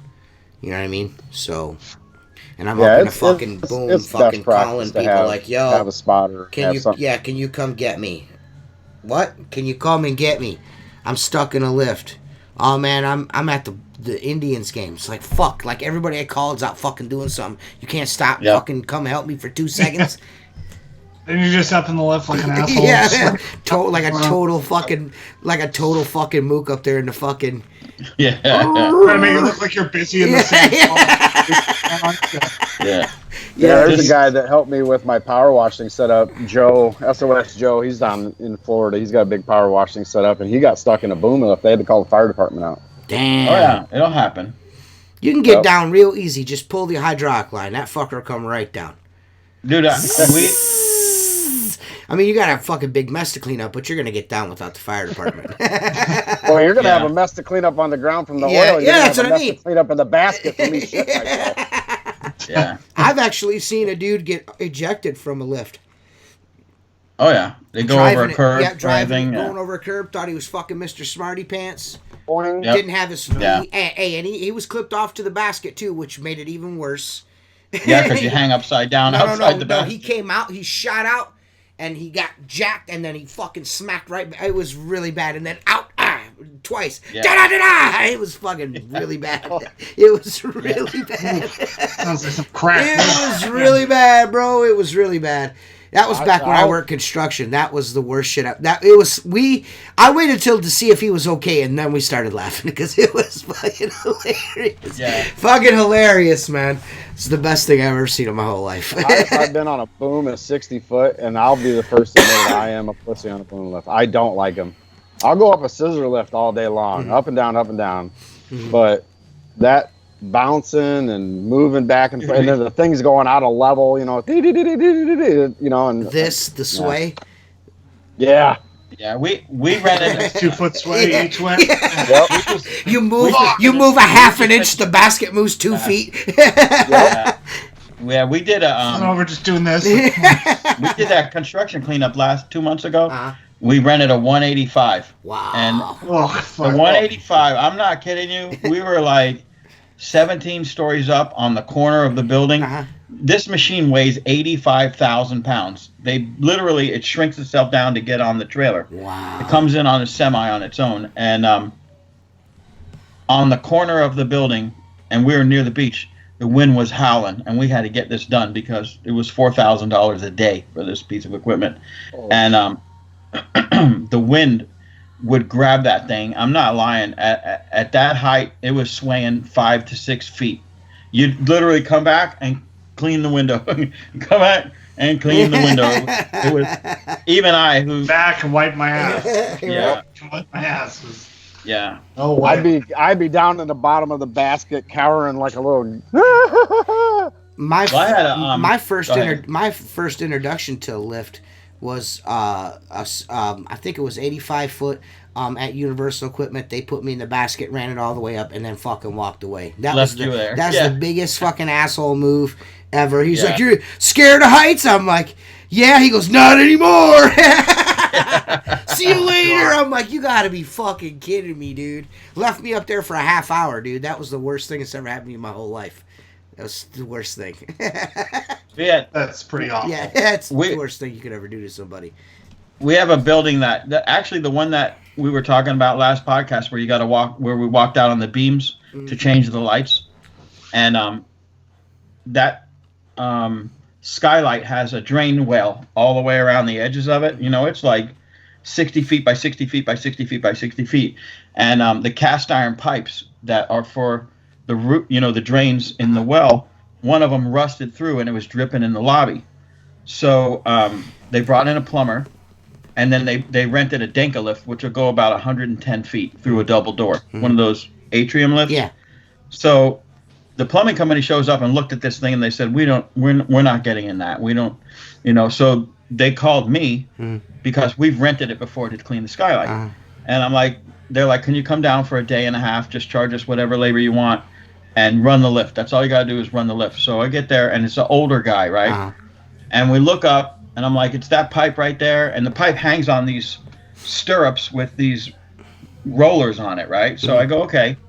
And he was an older guy. He was over 6 foot tall, and the basket on Denka is small. It's like the Nifty Lift basket. Of course. Small. Yeah. It's not really for two people. No. But it's a 500 or 600 pound capacity. So I looked at him and me. I said, "Yeah, we're at like 300 pounds. We're good to go, right?" So we get up to the pipe, halfway up, and the Denka lifts, the electric lifts, they're slow. It's not a fast lift like a Nifty. Right. And we finally get up there, and the first thing I do is we're both in full body harnesses. I take my carabiner off, and I put it on the I-beam. And he didn't even want to, he was crouched down. He didn't want to stand up. And he's like, well, should I do that? And I go, because I'm an asshole, I want to make him more nervous. I go, well, if this motherfucker goes over, I'm hanging out up here. I ain't going to the ground, right? So he goes, well, should I put mine on the beam? And, it's an I-beam. You just hook the thing. I go, I'm not going to tell you to do it or not. I said, you can. So he hooks this thing on there. He hooked this thing over, and you had to reach over the beam that we walked on, change the light to get to the pipe, right? So I go, what are we going to do here? He goes, we're going to cut it here. It's like a 4-inch pipe, cast iron, so it's heavy. Right. We're going to cut it here, and then there's like a bell connector. You did plumbing. Yeah. That rubber line bell connector. Yeah. And we're going to cut it before the bell, and we're going to get the piece out, and then we got to cut it again, and then we'll measure all that and go down and cut. Well, he was afraid to reach out of the basket, so I'm like, give me the fucking Sawzall. So I cut the pipe, and then I get the pipe separated, and I set it, on the beam, and I'm just holding it with one hand, and I go, do you know how much cast iron weighs? And he goes, no. And I go, because this motherfucker's heavy. I go, I'm just looking at what we're doing with me and you, and now this piece of pipe, which was like a 4-foot section, right?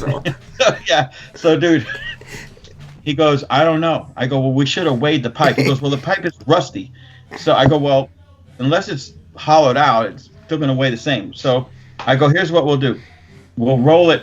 We didn't have enough blades to cut it again. So I roll it, and I put the basket right at the level of the beam, and I roll it on top. And then I take a piece of rope and tie it. And I go, okay, you just keep your hands on this on our ride down. Well, when I went to lift up, what happened was it had laid on that I-beam, and then we added all that weight. So when I went to move, it took a while to go because everything was pushing into that beam, and everything had to actually go the opposite way. So the machine's like, and then it draws down, and then it slowly comes up, but leans right back and hits the beam. He goes, dude, the guy practically shit himself. So we finally get to the ground. And I go, look, we're not going to get 6 foot of this pipe and me and you up there. So put the pipe in the basket. I'll get it up there and tie it off. I ended up doing 90% of the plumbing. Fucking straight. Fucking window cleaner. I'm doing plumbing work. I got fucking $600 for the day, and they probably got like 10 G's. No shit, dude. On that deal. Dude, no shit, dude. I guarantee you, he made more money watching you do that shit than you made. Yeah, there's no question in that. That's, dude, what a dick. Why you pull dick moves like that in the basket? Because I'm an asshole. Yeah, what a dick, man. I admit it. As soon as you see that dude was scared, you're like, oh, I'm going to fuck with this guy. I'm a needle. Dude, he was sweating so bad he stunk. I almost threw up. He stunk so fucking bad. He was soaked. My cousin Mike L come down from Michigan. He was like, man, I really need some money and shit. And I just started... I know I showed you that courthouse that I did, the Big Stone courthouse. Well, we did that with the 45-foot nifty lift, and unfortunately, we had the basket. You got the articulation in the basket sweep. Yep. That was all the way out. You know what I mean? To get to where the boom's all the way extended. We were like, fuck. Yeah. It was like this. You know what I mean? Yeah. Oh yeah. To see him like when he stand up. To do and we still had to use a 4-foot pole to reach the top of the window. Yeah. And he's had the body harness on. I'm down on the ground watching him, and he's got his feet to the very end of the basket, and then his ass up against the control panel. Dude, I couldn't. He's like, dude, I'm scared of heights. I'm like, well, I'm not paying you unless you get up there and do some fucking work. I'm not. Yeah, you got to do some work here. We're not here to socialize. I didn't bring you here to fucking do the groundwork. You're getting in the lift, bro. You know what I mean? Yeah, but you know what? I before I bought my nifty lift, I rented a JLG and a Genie tow behind, and the nifty lift. First of all, it outweighs them by almost 1,000 pounds for the same size lift. So that tells you there's a lot more steel. Yeah. It is by far the most stable. Of the tow behind. There's no doubt about that. I'm going to be using one of those brand new ones, not next weekend, but the weekend after. Yeah. I can't wait to try one of those out. Yeah. Mark's seen Mike's lifts. He's got some brand spanking 2020 nifty lifts that he's renting now. Sweet. Oh, they're super sweet. I can't wait to use it. I get stoked on, huh? Mark, did you see that picture I posted? It's a atrium. I think it's at least 50 to 60 feet to the top. Okay. But it's in a kind of a basement. It's like a tri-level atrium area. So there's a basement and then a kind of a mid-level and then the first floor. And there's no way to get a big lift down there to get to the top of that. Would something like that nifty lift work? Well, yeah, for something like that, nifty's not like mine. Mine's a 50-footer. It'll roll through a double door, but you're not getting it. It's 5,000 pounds or so. And it's on tires. They make them on tracks, but a lift like a Tua pin. I'm probably not saying that right, or a Denka. They're making them on tracks now that you can actually drive them up and down stairs. Okay, you're going to pay for that. That lift is probably going to cost more than you're getting to clean, but. I gotta tell you, I'll put up a picture on Squeegee Life. That same hotel that we used the 185, they brought in a 72-foot track lift that was remote control. Dude, the guy gets out of the truck, thing extends itself out like a spider, lifts itself off the flatbed in the street. The guy drives out from under it. It sets itself down, lifts the regulars out, and he's got a wireless remote control, and he drove it into the building. It's badass, the technology they have now. Now, it takes 20 foot square for the outriggers on something like that generally, but that's your best bet. And those run about $5,000 for a weekend. Because it has to go through a single door. Yeah, it will. It will. Okay. It will. Yeah, That's the bitch of it. It has to They got some cool go shit out in there. and turn corners, Yeah. and it's going to be a nightmare. My cousin's got 1, 2, 3, 4, 5. I think 5 brand new snorkel scissor lifts, but Nice. no articulating like toe behinds or anything like that, Jason. I don't. Their scissor lifts are nice. Snorkel has nice scissor lifts, so Yeah, Snorkel's a good company. JLGs are not bad either. No, no, they're all good. They're most stuff's cool. You know what I mean? Well, I wanted the JLG because it's American made, and so is Genie. Yeah. Nifty Lift is English, you know, but I just, the price was about within a few thousand of each other, but I just found it was so much more stable than any of the other ones. I got used to using GLGs, and then Mike switched to Nifties, and he's got the diesel electric hybrids, and they're super light. The 45s, super light. I mean, he bought them specifically to use inside this water park. They always rented lifts from him, and they needed something super light, so he's got these 4-wheel drive lifts that That's the 2-pin with the tracks on it. Can you see that, Kevin? Yep, I see it. You take that downstairs, bro. That's 72 foot right there. It goes through a single door. Wow. That thing is badass. Straight gangster, man. Yeah. And which one is that again? Actually, let me look at the name on it. I'll spell it because I don't know how to. I don't know if I'm saying it or not. It's a TEUPEN. I call it Tupin. TEUPEN. You have if you have who rents these? United Rentals. I don't know if you have United Rentals up there. They have them. Yeah, if you have United. This is a 72 footer. Okay. Actually, this one came from Sunbelt. So if you have a Sunbelt up there. Yeah, there's Sunbelt. Yeah, we got some. Sunbelts up here too, yeah. Yeah, and this is a 72. That would be perfect for what you want to do. Okay. You know. And they'll even bring it out and get it into position and set it up. That thing is self-leveling and everything. It knows where you are, where it is.